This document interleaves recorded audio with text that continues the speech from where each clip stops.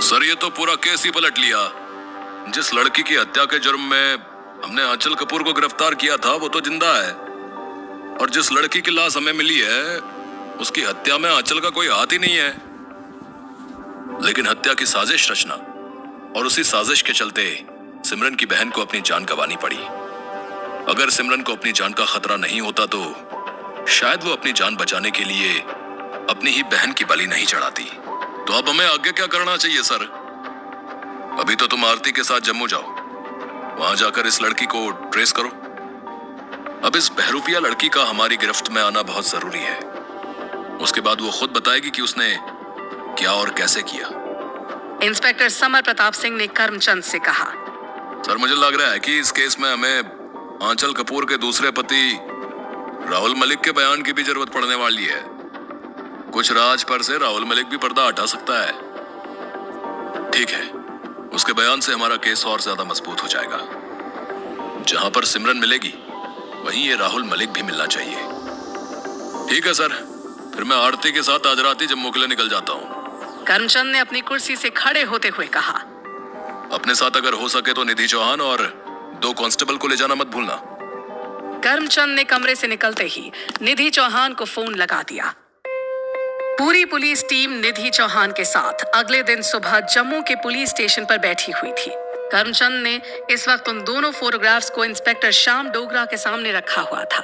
उन दोनों फोटोज पर नजर पड़ते ही श्याम डोगरा चौंक उठा।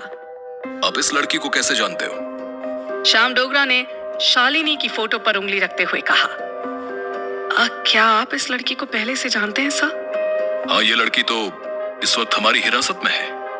अपने प्रेमी के कत्ल के इल्जाम में अपने पति के साथ गिरफ्तार हुई है। इसी को बोल रहे हैं जिसे मैं ढूंढता था गली गली, वो मुझे मेरे घर के पिछवाड़े मिली। वैसे तुम लोग क्यों ढूंढ रहे हो इस लड़की को? बड़ी लंबी कहानी है सर।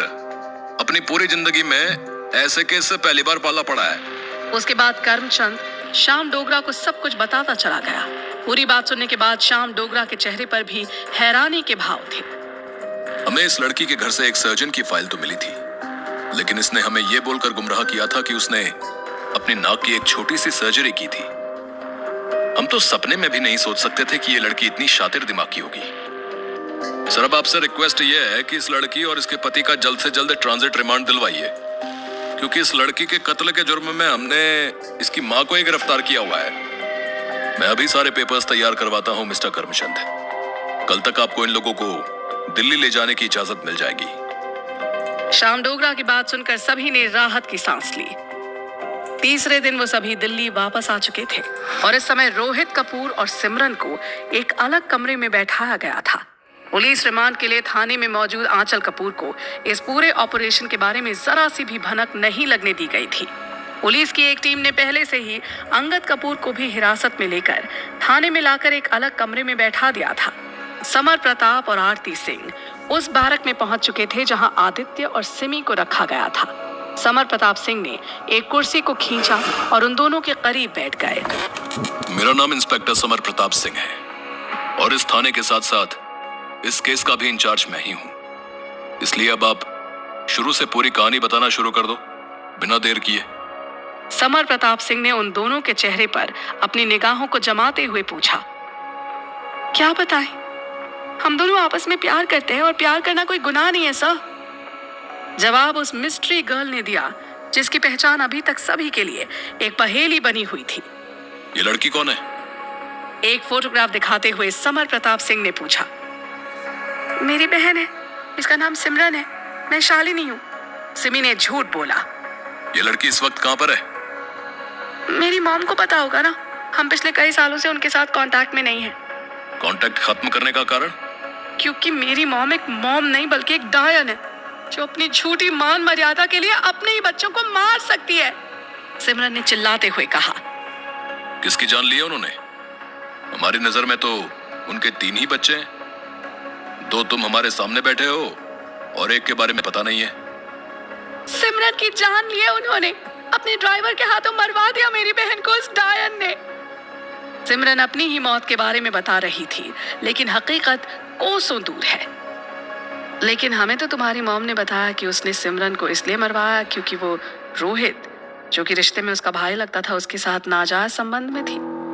लेकिन अगर सिमरन, जो कि मर चुकी है, रोहित के साथ रिलेशन में थी, तब तुम कैसे इसकी दुल्हन बन गई? हाँ, इस बार ये सवाल निधि चौहान की तरफ से आया था। उस सवाल पर सन्नाटा पसर गया था। नहीं, ये गलतफहमी इन दोनों के हमशक्ल होने की वजह से हुई थी। मॉम को लगता था कि मेरे साथ सिमरन रिलेशन में है और रियल में मेरा रिलेशन शालिनी के साथ था। उसी गलतफहमी के चलते बेचारी सिमरन मारी गई। जवाब रोहित कपूर ने दिया। बच्चे कितने ही हमशक्ल क्यों ना हो, लेकिन एक माँ अपने बच्चों को पहचानने में कभी गलत नहीं हो सकती है। चलिए फिर, आपकी मम्मी का टेस्ट भी तुम्हारी आंखों के सामने कर लेते हैं। वो तुम्हें पहचान पाती है या नहीं? करमचंद, इनकी मॉम को भी यहीं बुला लो। जी जनाब। ये बोलकर फुर्ती के साथ करमचंद 5 मिनट के बाद ही आंचल कपूर को लेकर वहां हाजिर हो चुका था। आंचल हक्की बक्की से उन दोनों की तरफ देख रही थी। लो आंचल मैडम, आज हमने आपके बिछड़े हुए बच्चों से भी आपको मिलवा दिया।